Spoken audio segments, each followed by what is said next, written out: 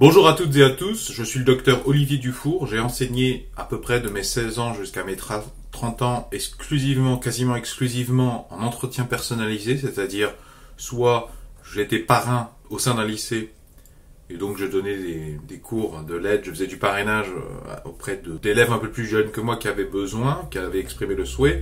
Et puis ensuite, je suis rentré chez ABC Scola, Scolamania, Complétude, ce genre, Cours Legendre, ce genre d'entreprise. Et ensuite, j'ai créé mon auto-entreprise, puisque c'est beaucoup plus intéressant financièrement pour moi et à la fois pour le client de supprimer les intermédiaires du type Complétude, ABC Scola. Je ne vais pas redérouler mon CV à chaque fois par souci de rester relativement concis. Aujourd'hui, dans cet épisode, je voudrais faire le lien, essayer de tenter un lien, d'expliquer pourquoi, pour la réussite scolaire de vos enfants et leur réussite même plus largement, à plus grande échéance, plus longue-termiste, la réussite de leur vie, pourquoi c'est important de leur montrer ou de leur donner l'occasion, la possibilité s'ils le souhaitent de voir leur grand-père ou leur grand-mère morte, c'est-à-dire leur dépouille.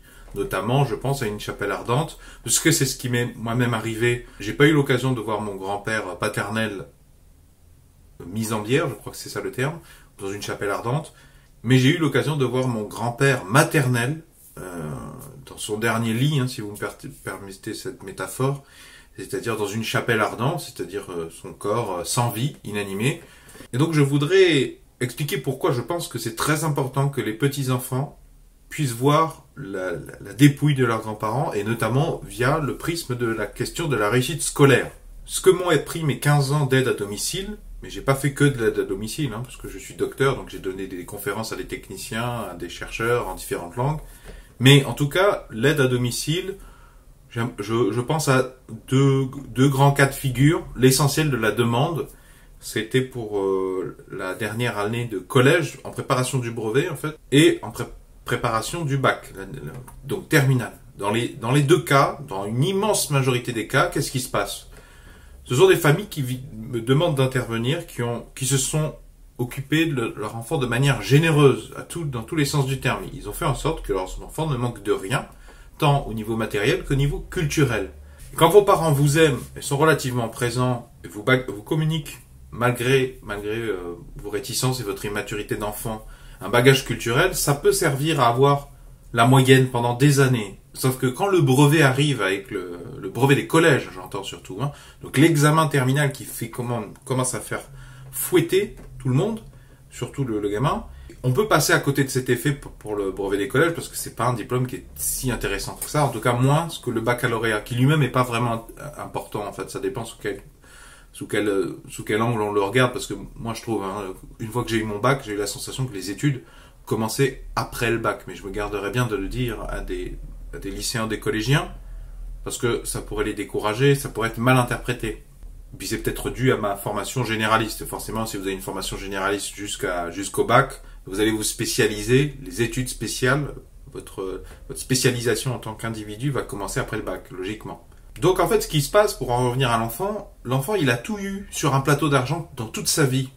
Donc forcément, vous pouvez pas lui demander de comprendre, il peut pas comprendre pourquoi il doit se plier, pourquoi il doit se faire chier, si vous me permettez l'expression, désolé pour cette vulgarité, mais pourquoi il doit se faire suer? Il a jamais eu besoin de ça.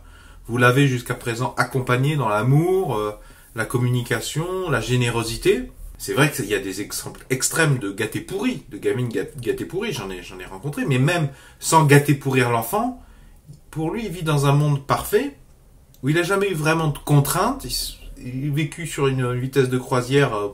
J'écoute plus ou moins ce que me disent papa, maman, ça rentre, j'arrive à me débrouiller à l'école.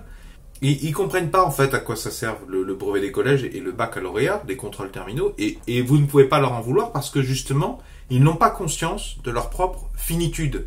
En fait, ils n'ont pas conscience qu'à partir de 16, 18 ans, il va falloir qu'ils se débrouillent eux-mêmes. Vous pouvez difficilement faire grandir des enfants dans un cadre d'amour, de protectorat, de protectionnisme, de générosité, et attendre d'eux qu'ils comprennent que, passé 16 ans, du jour au lendemain, papa ou maman, ou peut-être même les deux, va décéder dans un accident, parce que c'est ça la vie, on ne sait pas ce que ça nous réserve, et que donc ils vont devoir se débrouiller tout seuls. Désolé si ce que je dis paraît extraordinairement trivial, mais je vais parler du Père Noël. Si vous voulez, on ne parle pas de la mort aux enfants, aux collégiens, aux lycéens, pour pas pouvoir les traumatiser, je ne sais quelle raison. Par contre, on leur parle du Père Noël. Donc comment voulez-vous qu'un enfant, il se construise, il se fasse cette idée, il comprenne en filigrane que dans la vie, rien ne lui est dû, qu'il est dans une bulle, il est dans une bulle de perfection, puisqu'il ne comprendra ça que quand il sortira de la bulle, et la sortie peut être brutale.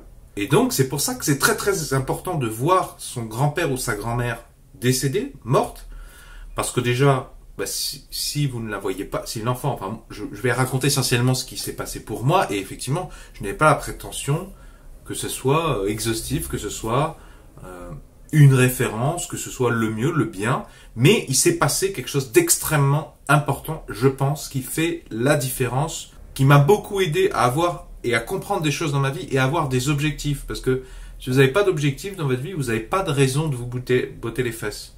Vous n'avez pas d'objectif professionnel, vous n'avez pas de raison de vous faire chier pour un bout de papier. Parce qu'un diplôme, c'est vrai, quand vous n'avez pas d'objectif, et vous n'avez pas d'assertion logique, pour atteindre là, il faut que tu aies ce papier, il n'y a pas de raison de l'avoir en fait. Et vous pouvez expliquer tout ce que vous voulez avec un gamin, mais même avec un adulte. Vous pouvez expliquer, avoir les meilleurs arguments du monde, ça ne marche pas comme ça. Le cerveau humain ne marche pas comme ça.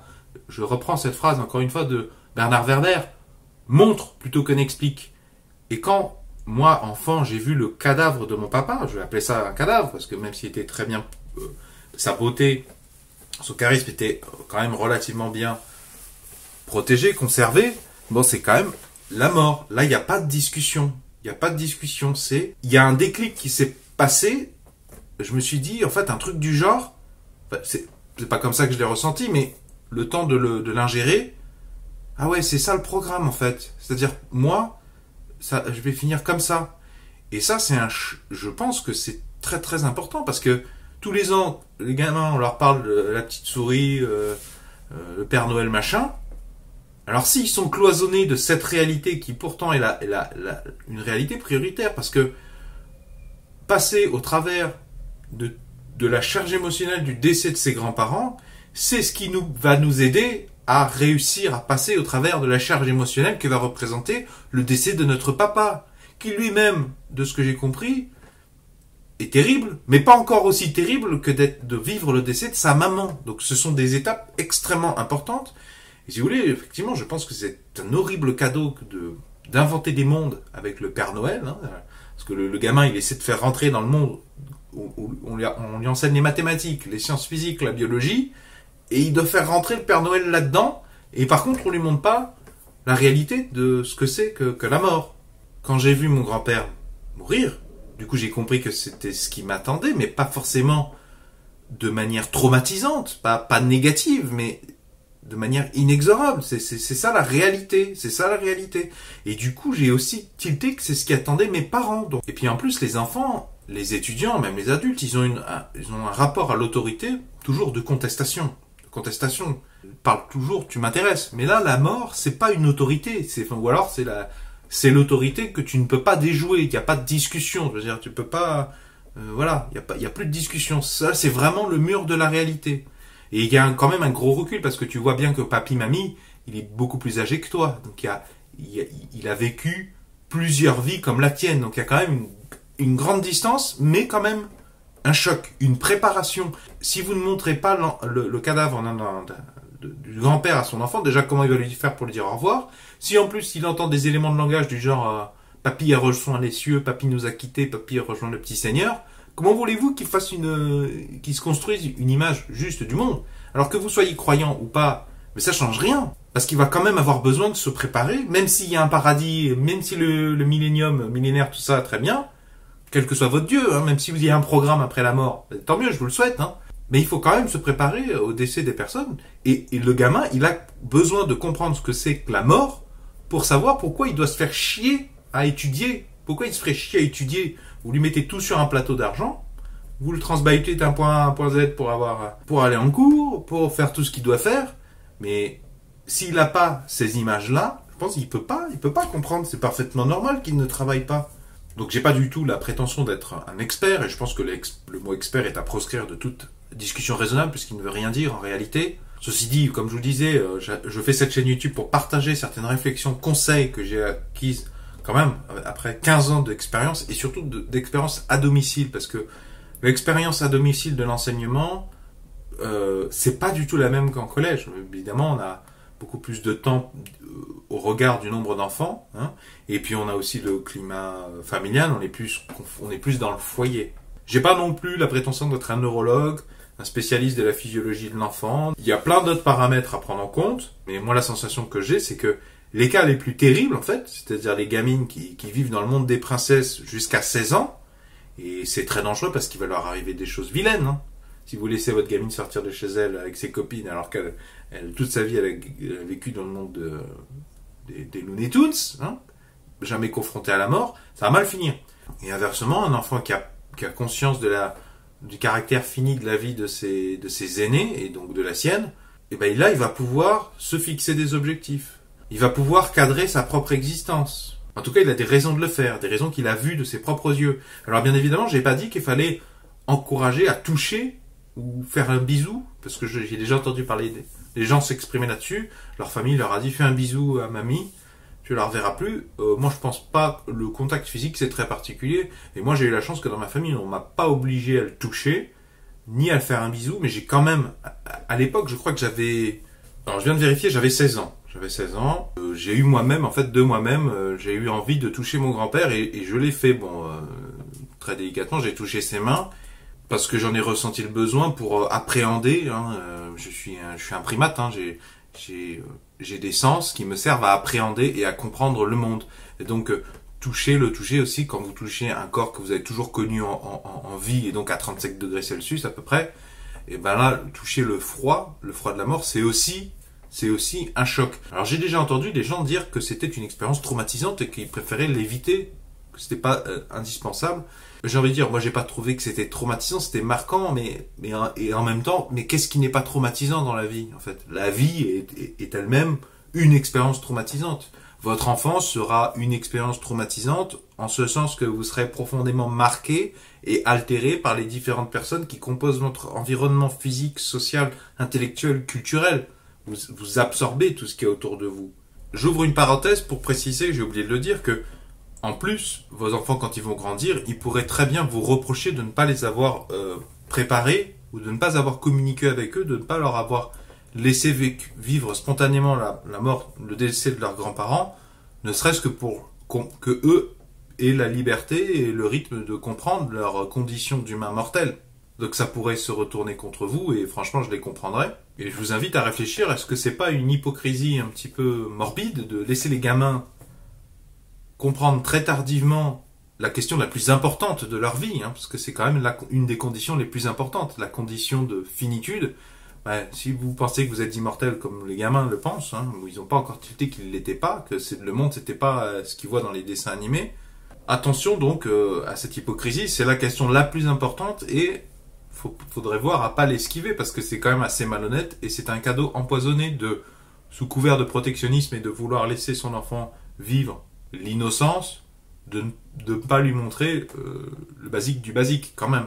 En plus, c'est une étape qui va être nécessaire pour comprendre la souffrance de ses parents. Je veux dire, ayant vu mon grand-père comme ça, je peux comprendre la souffrance de mes parents quand ils ont peur de perdre un de leurs parents eux-mêmes. Et un enfant qui n'a pas vu, comment voulez-vous qu'il comprenne? C'est quand même là aussi, c'est plus compliqué pour lui de comprendre ça. Parce qu'un enfant qui voit son papa ou sa maman pleurer, mais qui comprend pas vraiment pourquoi, parce qu'il n'a pas vu son grand-père, le cadavre de son grand-père ou de sa grand-mère, il peut pas vraiment comprendre. Quand il a déjà eu une expérience dans ce genre, il comprend beaucoup mieux. Et ça l'angoisse beaucoup moins, je pense. Parce que, à mon avis, il n'y a rien de pire pour un enfant de voir son papa ou sa maman qui pleure, mais qui sait pas pourquoi. Et en plus, il peut même aller jusqu'à penser que c'est lui qui est en cause. Fin de la parenthèse. J'ouvre une deuxième parenthèse, puisque souvent c'est délicat de motiver les enfants à aller voir leurs grands-parents ou leurs grands-tantes, tout ça. Et quand ils ont déjà vu un membre de leur famille décédé, et là, je pense, ils sont plus susceptibles de comprendre qu'effectivement, il faut profiter de ses aïeux, de ses aînés pendant qu'ils sont là. Et inversement, quand on n'a pas vu le cadavre d'un papy ou d'une mamie, on peut pas imaginer, ou très très difficilement, on peut pas imaginer ceux des papys ou mamies qu'on préfère peut-être ou pas, eux-mêmes dans cet état. Alors que quand on l'a déjà vu, on sait ce qui attend ces êtres chers. Et donc on comprend pourquoi papa et maman veulent que dimanche, on aille voir mamie. Même si elle pique et même si elle raconte 14 fois la même chose en 5 minutes, et même si elle n'est pas très drôle. Et en plus, les grands-parents apprécient quand même, puisque eux-mêmes, ils ont besoin d'être encadrés, enfin d'être accompagnés. C'est dans les dernières décennies de leur vie qu'ils ont besoin de recevoir. Beaucoup plus facile de les traverser, je pense, en recevant la visite de ses enfants et a fortiori de ses petits-enfants. Fin de cette deuxième parenthèse. Je ne fais pas cette vidéo pour dire ce que les parents doivent faire, mais si votre enfant est en échec scolaire, interrogez-vous si vous mettez pas trop le taquet sur des choses qui n'existent pas, qui sont des mensonges, comme le Père Noël, et peut-être un peu trop, vous lui donnez pas trop d'éléments sur le programme, sur la suite du programme à l'échelle d'une vie. Et ou alors, cette vidéo, je la fais aussi pour ceux qui se posent la question, est-ce que je dois montrer, encourager, veiller à ce que mon fils ou ma fille voit son papy ou sa mamie en mise en bière, en chapelle ardente. Je prends l'exemple de la chapelle ardente parce que c'est le seul que j'ai vécu et que je connaisse, mais en fonction des rites de chacun, tout ce qui permet de voir dans des bonnes conditions une dernière fois son papy ou sa mamie. Si vous comprenez ma démarche et que vous voulez la soutenir, est-ce que vous pouvez mettre un pouce vers le haut s'il vous plaît? Si ça vous intéresse d'autres épisodes dans lesquels je fais part de réflexions ou d'astuces pratiques ou de conseils ou de tutoriels autour des notions de soutien scolaire ou d'instruction ou de pédagogie, je vous invite à vous abonner à cette chaîne YouTube. Vont s'afficher à l'écran un rond et un rectangle. Le rond, il vous suffit de cliquer dessus pour vous abonner gratuitement à cette chaîne YouTube. Et le rectangle, c'est la playlist de tous les épisodes dans l'ordre chronologique que j'ai publié sur cette chaîne YouTube sur ce sujet du soutien scolaire. Donc ça vous permettra de consulter toutes mes autres réflexions si ça vous intéresse.